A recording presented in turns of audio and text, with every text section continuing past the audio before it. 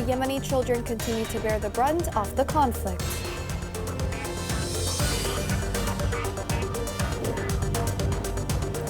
Foreign Minister bin Mubarak says Houthis pose threat to Yemen and international community.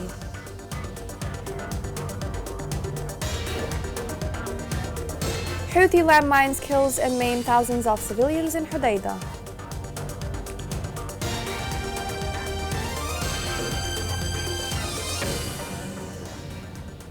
Welcome to Yemen Today TV. This is the English news with me, Shazad Delbey. A UN delegation headed by Deputy Coordinator for Humanitarian Affairs of the United Nations in Yemen visited Taiz. The visit aims to increase international support to the needs of the Taiz, which was affected by the war and is still suffering from severe damage. The UN delegation visited a number of service facilities in this city. So the city of Taiz has suffered a lot due to the divisions of the city, the direct impacts of the war, and the impact of the fact that the city has a very, very difficult access from Aden. We experienced it ourselves with a very long road. The services that are not sufficient in the areas of health, in the area of education, and also the big problems of water, the problems with protection. So in all of these fields, the agencies of the United Nations want to increase their assistance and want to increase their presence in Taiz. UN human rights organization is set to launch an awareness campaign on violations against children. The organization announced that work on documenting the 6 violations against children coincides with International Children's Day. The human rights organization called on all those interested in protecting children's rights to interact and participate in the campaign. On World Children's Day, Yemeni children continue to bear the brunt of the conflict. Millions of children suffer from malnutrition. This report has more details. On the sides of the roads and public streets, dozens of children wander under the scorching heat. This scene summarizes the reality of childhood in Yemen on the International Day for the Rights of the Child. Mohammed Mubarak is a child who has not turned 12 years old yet, one of the millions of Yemeni children who have been deprived by the war of their minimum basic rights to live with dignity in a safe and supportive environment. The living conditions forced Mubarak to drop out of school and go out to work. He stands in the middle of the street on daily basis, selling water, because his father is unemployed, hoping that his father would find a job so that he could then return to school.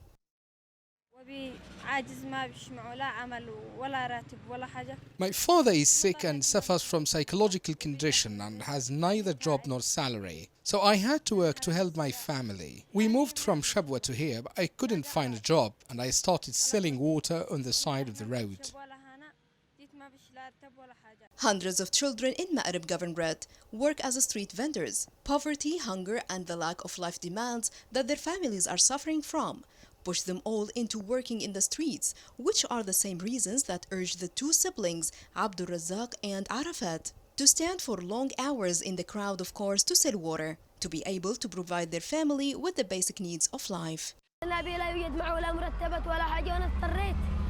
My father doesn't have a salary, so I had to work to help my family. And what pushed us to this is the Houthis' crimes. We traveled to Sada and we were followed by the Houthi cannons. A sad view of the future of an entire nation.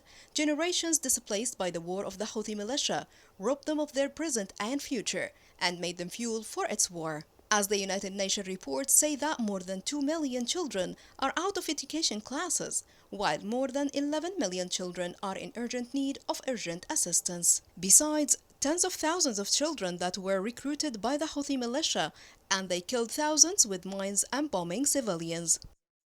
While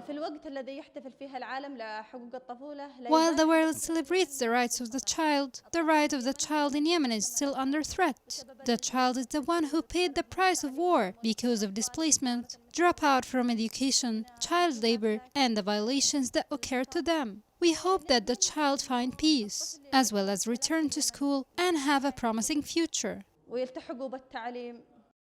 On this day, the world celebrates the rights of the child, while millions of Yemeni children are living through the worst humanitarian crisis in the world, and in various fields of living, housing, security, and education, not to mention the various grave of non-serious violations that are countless against the children of Yemen for 8 years, and the resulting damages the psychological and physical health, and all the resulting direct impact on the normal development of children. While the United Nations and its concerned bodies did not take any measures against the perpetrators of these crimes, but rather they are often an indirect partner in these violations, according to human rights reports.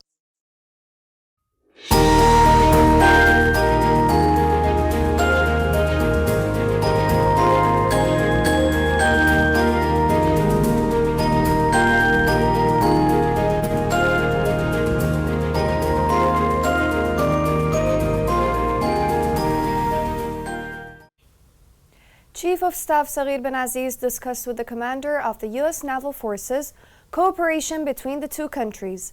In the meeting, the Chief of Staff confirmed that the Houthi militia continues to endanger international maritime navigation. He pointed out that the Houthi militia terrorizes civilians' lives and prevents humanitarian aid from reaching war-affected people. The Minister of Foreign Affairs discussed with his British counterpart the repercussions of the Houthi terrorist attacks on economic facilities. The meeting focused on the Houthi attacks on oil ports by Iranian drones, which represents a threat to security and peace in the region and the international community. The Minister of Foreign Affairs, Ahmed bin Mubarak, has denounced the recent Houthi escalation. This came in the 5th session of the Regional Security Conference that is currently held in Manama. Bin Mubarak said the Houthi militia's threat can threaten the safety of the region and the world. Massam removed 700 mines in the 3rd week of November, which were planted by the Houthi militia in many governorates. The center stated that the mines removed included 16 anti-personnel mines, 200 anti-tank mines, and 6 explosive devices. Massam project removed more than 300,000 mines planted by the Houthi militia. Houthi landmines have killed and injured thousands of civilians in Hodeidah. This report has more details. Before the eyes of these simple people, the organizations supporting the Houthis are no less guilty than the Iranian-backed militia in planting mines. After the international organization honored the Houthi with tons of cars and millions of dollars and support for what they planted of mines, the victims did not find any of the support, which turned the militia ability into a war effort to kill more innocent. للأسف الشديد ما قامت به الميليشيات الحوثية Unfortunately, what the Houthi militias have done in Hodeidah Governorate is unforgivable, as it diverted the mine-clearing budget from mines to planting mines, as happened in the districts of Adrahimi and Beit al-Faqih, al-Husayniya, Zabid and Tuhaita. This is a humanitarian crime in which human rights are violated and human massacres for those who have nothing to do with the war. The removed mines were also loaded into United Nations vehicles, and this is a crime mainly caused by the United Nations. They say that the support for the death allows the militia to plant mines in order to continue the series of Yemeni bloodshed. And under this slogan, they organized a protest to demand the submission of those in charge of the international organizations involved and claiming to sponsor peace in Yemen, to demand an investigation of those who are involved, especially as the people of Tehama lost their own lands as a result of the unjust Stockholm Agreement, according to which the United Nations handed over the Iranian-backed militia at Tuhaita, Al-Jabaliyya, Al-Durayhima and parts of the districts of Al-Hodeidah Governorate Center as a pretext under the pretext of the peace agreement in Hodeidah. I was hit by a mine in my own land. My leg was amputated and my hand was injured. The sons of Tehama went out to the streets with their wounds, amputated feet and missing parts of their bodies, and their guilt in this war is unknown. We are displaced from Al-Jabaliyya district to Al-Hayma district. One of my legs was hit by a mine and was amputated, and the other is not in a good condition. We were going to a wedding, and the mine blew up the car, and we were all injured. Hodeidah is currently, according to the international reports, is the largest minefield in Yemen and the Arab region in general. Some believe that the unfortunate issue is the silence of the international community and its generous support for the perpetrators against humanity, which contradicts any local or international custom.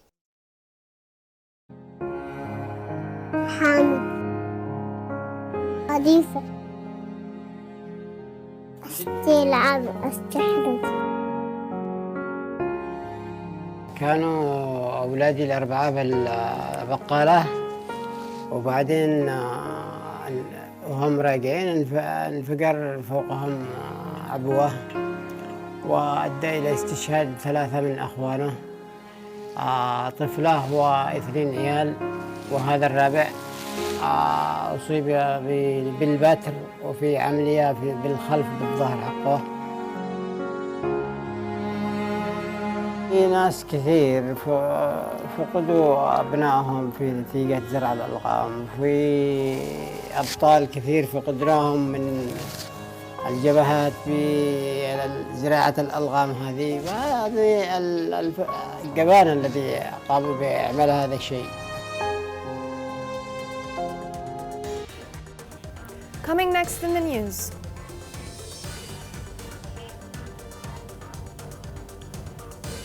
FIFA World Cup 2022 kicks off today in Doha with intensive international attendance.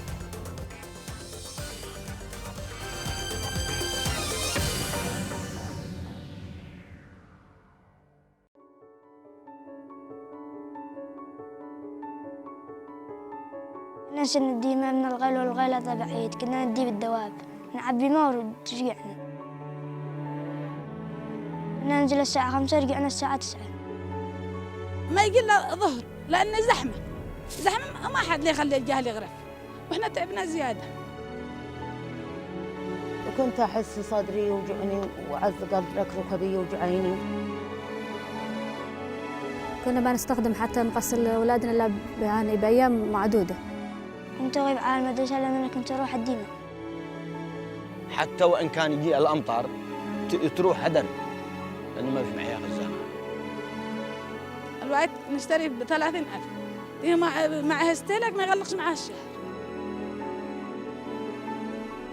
بس راح تطلب الله ولا أي حاجة، عاملة كل شغلك على الماء. Welcome back. The world keeps eyes on Doha, which hosts FIFA World Cup 2022. This is the first time an Arab country organizes such an important international event. This report has more details. The FIFA World Cup 2022 in Qatar is the first to be hosted in the Middle East and the most geographically compact since the inaugural edition of the tournament in 1930. The FIFA World Cup is unique in many aspects, with the type of opportunities and challenges related to sustainability being no exception. The FIFA World Cup is the biggest single sport competition in the world. After a preliminary competition, the 32 qualified men's national football teams compete to become world champions in a final competition staged during 1 month in a host country selected by FIFA. It is anticipated that over 1 million spectators will attend the tournament, and the competition will reach a global in-home television audience of over 3 billion people, with more than 1 billion fans tuning in to watch the final match. In addition to the matches, there are a host of other official competition-related events, including workshops, opening and closing ceremonies, award ceremonies, cultural events, press conferences, and launch events. Hosting the FIFA World Cup often represents a historical milestone and a symbolic achievement for the host country, with major implications for local communities, infrastructure development, and service provision. It includes the employment and training of thousands of workers, the transportation of hundreds of thousands of fans, and the protection of people's health and safety throughout the tournament. The scale and complexity of the tournament can generate significant opportunities for all those involved. A key objective of the FIFA World Cup 2022 is that it serves as a catalyst for the achievement of Qatar's long-term development goals, as laid out in the Qatar National Vision 2030 and the National Development Strategy.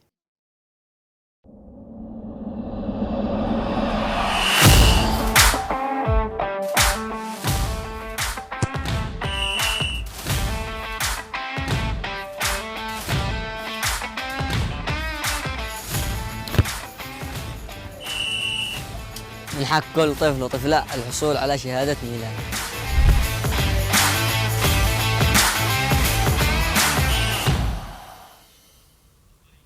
The Prime Minister chaired a meeting to discuss the importance of developing the oil company's capabilities to manage the productive sector.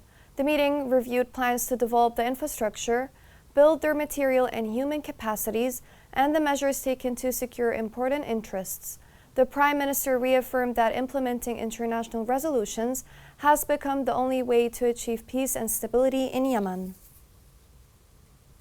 Economic reports revealed that developments in the banking sector contributed to the ineffectiveness of the financial system. The reports showed a decrease in the demand for food due to the loss of purchasing power and lack of foreign exchange. This led to the rise in prices for goods, services, and fuel, and increase in poverty and hunger for millions of Yemenis. The UN warned that a wave of stormy weather is expected to hit Yemen in the next period. This report has more details. Many governorates across Yemen have seen the highest rainfall since July this year, with widespread destructive flash floods resulting in infrastructure, homes, food stock, and livestock being washed away. Nearly 30,000 families have been affected and at least 91 people killed, a figure that is expected to rise, with many more injured or missing. The most hard-hit governorates have been Hajjah, al-Mahawit in the northwest, and Ma'rib in central Yemen. However, with torrential rains forecasted to continue, casualties and destruction figures are expected to rise further throughout the country. The country has been grappling with the impact of over 7 years of conflict, resulting in one of the highest populations of internally displaced people in the world. It's therefore devastating to witness families who have been living in tents for years, struggling to access the most basic services. Even what they have been washed away and destroyed. At least 190 sites housing over 12,000 internally displaced families in Ma'rib have been damaged by flooding, alongside the communities who have been hosting them. The floods came out of nowhere. Women, elders, and children wake up in their tents to water rising around them. They escape their tents, leaving everything behind. Their documents, food, clothes are washed away in a blink of an eye. 13,000 displaced families have been affected by torrential rain, floods, and thunderstorms in Ma'rib Governorate. According to the IDP's management, it is expected that the number of affected families will rise in the coming days, accompanied by a weakness in the humanitarian response to relieve the affected civilians. The scale of the devastation means additional funding is urgently needed to support the affected families, who are at risk of becoming displaced once again. In flood situations, the risk of waterborne diseases such as cholera and diarrhea also increases. People who have already been struggling have seen their monthly food rations washed away. The needs are tremendous, but the coming weeks and months are critical in making sure affected families can pick themselves up and at the very least regain their lives to pre-flood days.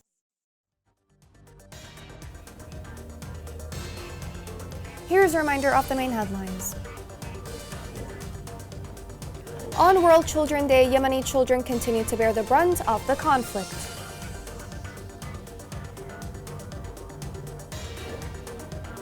Foreign Minister bin Mubarak says Houthis pose threat to Yemen and international community.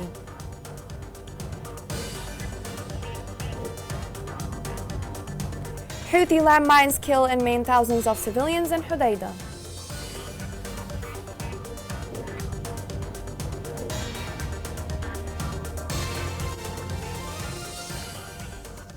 This is the end of the news. Thank you for watching. It was Shazad Abdelbaei.